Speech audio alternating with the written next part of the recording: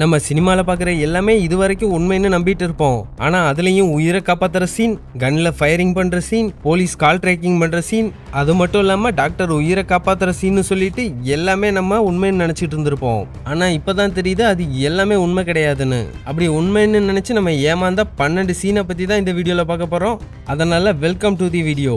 Number 12. நம்ம நிறைய படங்கள்ல இந்த மாதிரி பார்த்துருப்போம். ஹீரோ ஹீரோயின் உயிருக்கு போராடிட்டு இருப்பாங்க.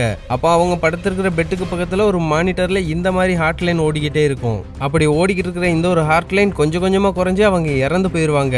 உடனே பக்கத்துல இருக்கிற டாக்டர் அங்க இருக்கிற மிஷின்ல எடுத்து ஷாக் ட்ரீட்மெண்ட் கொடுப்பாரு. கொடுத்த கொஞ்ச நேரத்திலேயே அவங்க எல்லாரும் உயிர் பொழைச்சிருவாங்க. ஆனா இது எல்லாமே உண்மை கிடையாது. ரியாலிட்டி என்னன்னா ஹார்ட் பீட் இருந்தா மட்டும்தான் அவங்கள திருப்பி கொண்டு வர முடியும் உயிரோட. ஒருவேளை அந்த லைன் டெட்லைனுக்கு போயிருச்சுன்னா அந்த கடவுளே வந்தாலும் காப்பாற்ற முடியாது. நம்பர் 11. நம்ம பல படங்களையும் பார்த்துருப்போம். ஹீரோயினை கடத்துறதுக்கு மூக்கில் ஒரு கர்ச்சீஃபை வச்ச உடனே ஹீரோயின் மயங்கி விழுந்துருவாங்க. அவங்க மயக்கம் அடைகிறதுக்காக குளோரோஃபார்ம்னு சொல்லப்படுற மயக்க மருந்து தான் யூஸ் பண்ணுவாங்க. ஆனால் ரியாலிட்டி என்னன்னா குளோரோஃபார்ம் கொடுத்தா மயக்கம் வர்றது உண்மைதான். ஆனால் அவங்க மூக்கில் வச்ச உடனே மயக்கம் அடைய மாட்டாங்களாம். குளோரோஃபார்ம் வேலை செய்யறதுக்கு 3 to 5 நிமிஷம் வரைக்கும் ஆகுமாம். அது மட்டும் இல்லாமல் இவங்க சொல்ற மாதிரி ஒரே அடியாக மயக்கப்பட்டெல்லாம் விழுந்துட மாட்டாங்களாம். அதோட எஃபெக்ட் ரொம்பவே கம்மியாக தான் இருக்குமாம். அதாவது சில நிமிஷங்களுக்கு மட்டும்தான் இருக்குமாம். நம்பர் 10. நம்ம பல படங்கள்ல பார்த்துருப்போம். குழந்தைகளை கடத்தி வச்சுக்கிட்டு பேரண்ட்ஸ்க்கு வில்லன்கள் ஃபோன் பண்ணுவாங்க. உடனே போலீஸ் என்ன பண்ணுவாங்கன்னா ஃபோன் பண்ண லொக்கேஷனை ட்ராக் பண்ண ஆரம்பிப்பாங்க. அப்படி அவங்கள ட்ராக் பண்றதுக்காக போலீஸ் சொல்லுவாங்க, நீங்க கூட 2 நிமிஷம் பேசுங்க, ஈஸியா கண்டுபிடிச்சிடலான்னு. ஆனா அது மொத்தமான பொய்.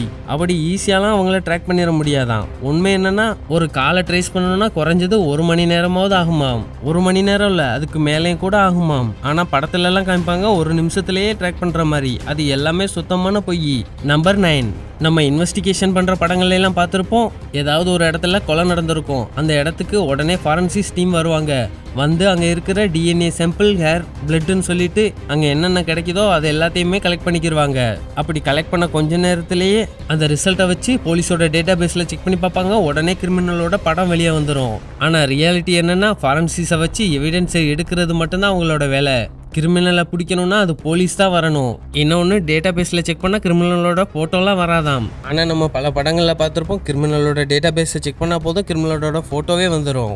நம்பர் 8. நம்ம பல படங்களில் பார்த்துருப்போம், யாராவது குழந்தையே இல்லை கூட இருக்கிறவங்களையே தொலைச்சிட்டு போலீஸில் போய் கம்ப்ளைண்ட் பண்ணுவாங்க. அப்படி போலீஸில் ரிப்போர்ட் பண்ணும்போது போலீஸ் சொல்லுவாங்க 24 மணி நேரம் கழிச்சு தான் இதை நாங்கள் மிஸ்ஸிங் ரிப்போர்ட்டாகவே எடுக்க முடியும்னு.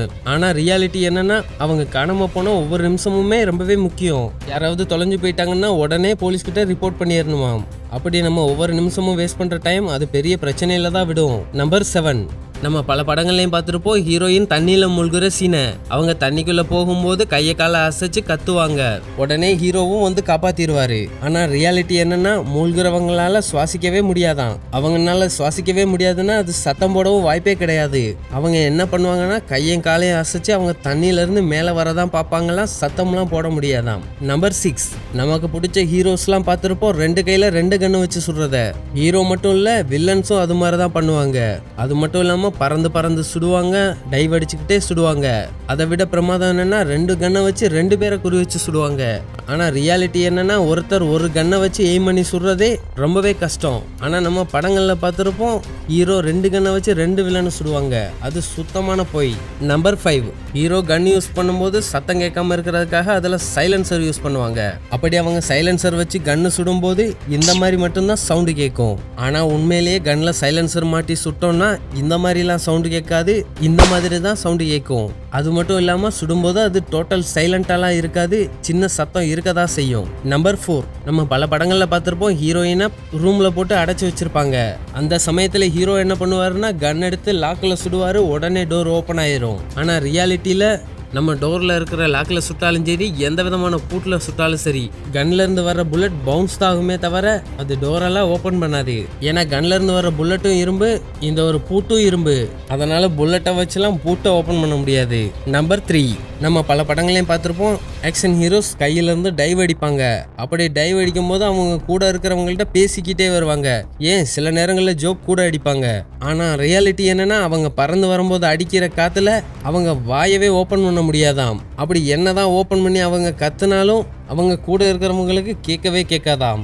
நம்பர் 2, நம்ம பழைய படங்கள்லையும் பார்த்துருப்போம், இப்போ உள்ள படங்களையும் பார்த்துருப்போம். ஹீரோ கிரேனைட் குண்டு எடுத்து அந்த குண்டுல உள்ள பின்ன பல்லாலே கடிச்சு இழுப்பாரு. அதையும் பார்த்து நம்ம சில்லறைகளை சிதற விட்டுருப்போம். ஆனா ரியாலிட்டி என்னன்னா அதை பல்லால கடிச்சு இழுத்தோம்னா பல்லே போயிடுமாம். ஏன்னா அதை கையில இழுக்கிறதுக்கே ரொம்பவே கஷ்டமா இருக்கும்னு சொல்றாங்க. நம்பர் 1, நம்ம பல ஸ்பேஸ் படங்களையும் பார்த்துருப்போம். ஹீரோ ஸ்பேஸ்ல ஸ்பேஸ் ஷிப்பை ஓட்டிக்கிட்டே ஆஸ்ட்ராய்டு பெல்ட்டை போடுவாரு. அப்படி போட்டுக்கிட்டே சொல்லுவாரு, இன்னும் கொஞ்ச நேரத்துல நம்ம ஸ்பேஸ் ஷிப்ல ஒரு விண்கல் வந்து தாக்க போகுதுன்னு.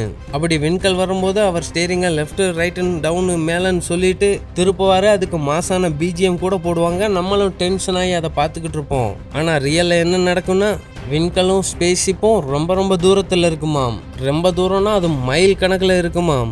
இதனால விண்கல் வரும்போது ஸ்பேஸ் ஷிப்பை ஓட்டிட்டு போறதுல எந்த ஒரு பிரச்சனையுமே இருக்காதாம். அது மட்டும் இல்லாமல் அங்கே வேக்யூம் பண்ணுற சக்தி ரொம்பவே கம்மியாக இருக்கிறதுனால விண்கல் தனியாகவும் ஸ்பேஸ் ஷிப் தனியாகவும் தான் போகுமா. இதனால் எந்த ஒரு பாதிப்பும் இருக்காதாம். ஆனால் நம்மளை மாஸ் பிஜிஎம் போட்டு நம்மளை டென்ஷன் ஆக்கி நம்மளை படத்தை பார்க்க வச்சு இப்படி ஏமாற்றி இருக்காங்க.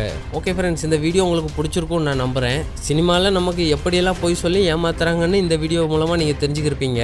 இந்த வீடியோ பிடிச்சிருந்தா வீடியோக்கு ஒரு லைக் கொடுத்துட்டு மறந்துடாமல் சேனலை சப்ஸ்கிரைப் பண்ணிருங்க. இதே மாதிரி இன்னொரு நல்ல வீடியோவில் பார்க்கலாம்.